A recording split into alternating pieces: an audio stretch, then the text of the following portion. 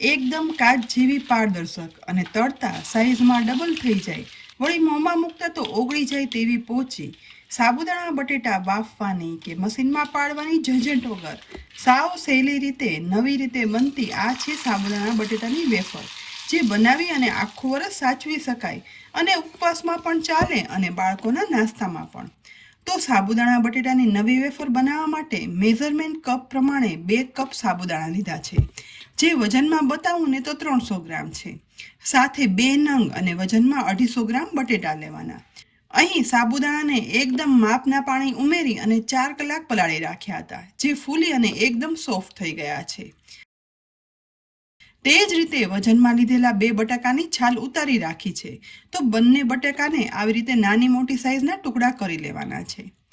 અહીં બંને બટેકા સમારી લઈએ ને એ પછી મિક્સરના ગ્રાઇન્ડિંગ જાર લઈ તેમાં પહેલાં પલાળેલા સાબુદાણામાંથી અડધા સાબુદાણા ઉમેરવાના છે, જે લગભગ 3 મોટા ચમચા જેટલા ઉમેર્યા છે.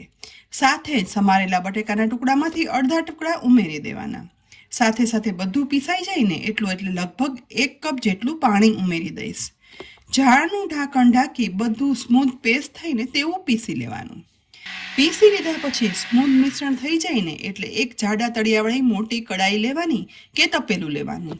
તેની ઉપર મોટી ગરણી રાખી પીસેલું મિશ્રણ છે ને તે તેમાં ઉમેરી દઈ ચમચા વડે મિક્સ કરતા જઈને ગાળી લેવાનું છે, જેથી નીચે તરફ બટેટા અને સાબુદાણાનું સ્મૂથ મિશ્રણ મળે અને ઉપર તરફ ન ગળાયેલા પલ્પ અને બટેકાના ટુકડા છે ને તેને ફરીથી જારમાં ઉમેરી દેવાના. સાથે સાથે પીસવા માટે વધારે સાબુદાણા અને બટેટાના ટુકડા પણ ઉમેરી દેવાના. એ પછી પીસવા પૂરતું પાણી ઉમેરી બધા બટેટા સાબુદાણાની બનેલી પેસ્ટને ગાળી આ રીતે બધું મિશ્રણ બની અને તૈયાર થઈ ગયું છે. તો હવે ગેસની ફ્લેમ મીડિયમ રાખી આ કઢાઈને ગેસ પર ગરમ કરવા રાખવાની છે. સાથે ઉપરથી 1 ટેબલ સ્પૂન સિંધાનું મીઠું પણ ઉમેરી દેવાનું. બસ આ સમયે ધ્યાન એ જ રાખવાનું કે ગેસની ફ્લેમ છે ને તે મીડિયમ રાખી સતત મિશ્રણને એક સાઈડ ચલાવતું રહેવાનું છે.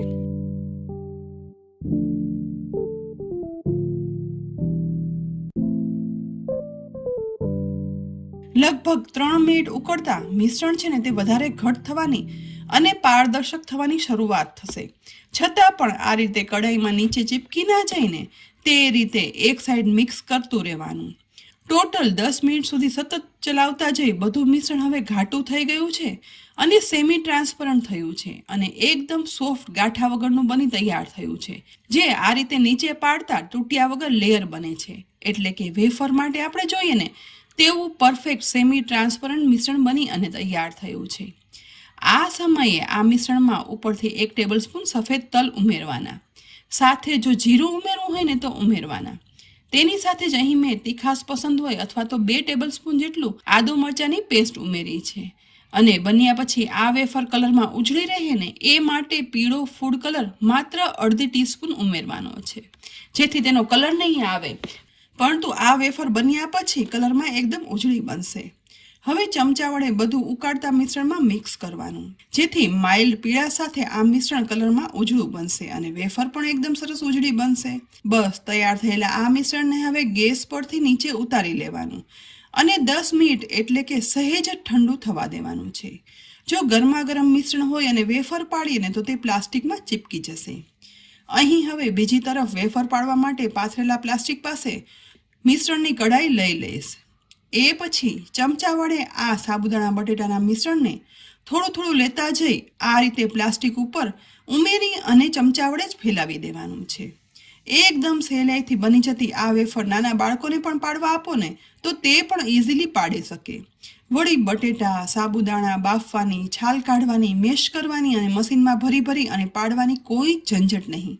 ફટાફટ બની જતી આ વેફર અહીં બનેલા મિશ્રણમાંથી બધી પાડી લેવાની છે. તો પાડેલી આ એક સરખી વેફરને હવે મેં ઘરમાં 1 દિવસ સૂકવી લીધા પછી બનેલી વેફરને 2 ડીશમાં ભરી અને તડકામાં 1 દિવસ રાખી હતી, જેથી તે આખું વરસ સ્ટોર કરી શકાય. એ પછી બનેલી એકદમ કડક આ વેફર જુઓ, હાથની આંગળીઓ આરપાર દેખાય તેવી તો પારદર્શક બની અને તૈયાર થઈ છે, જેને એરટાઇટ કન્ટેનરમાં ભરી અને રાખી દો ને 1 વર્ષ સુધી આવી જ કડક સાચવી શકાય. અને જ્યારે પણ ઉપવાસમાં કે બાળકોના નાસ્તોમાં તળવી હોય ને ત્યારે ગરમ ગરમ તેલમાં ઉમેરો ને એટલે તળાઈને તે સાઈઝમાં ડબલ થઈ જાય છે. અને આ વેફર મોંમાં મૂકશો ને એટલે સાવ ઓગળી જાય ને તેવી સોફ્ટ પહોંચી, જેથી ઉંમરલાયક વ્યક્તિ પણ આ ઇઝીલી ખાઈ શકે. તો ફ્રેન્ડ્સ, દર વખત કરતાં અલગ, એકદમ ચટપટી અને સ્વાદમાં મસ્ત, એકદમ સોફ્ટ સાબુદાણા બટેટાની આ વેફર આ વખતે ચોક્કસથી બનાવજો. દાંત ના હોય ને તે પણ ખાઈ શકે તેવી સોફ્ટ બનતી આ વેફર બધાને ચોક્કસથી ભાવશે. અને આ વેફરની રેસીપી કેવી લાગી ચોક્કસથી કહેજો. અને અમારી રેસીપી તમને સારી લાગી હોય ને તો અમારી યુટ્યુબ ચેનલ સબસ્ક્રાઈબ કરી અમારા ફેસબુક પેજને પણ લાઈક કરી લેજો, જેથી આવનારી અનેક રેસીપીના અપડેટ્સ તમને તુરંત જ મળે. આવતીકાલે ફરી મળશું એક નવી રેસીપી સાથે. ત્યાં સુધી આવજો.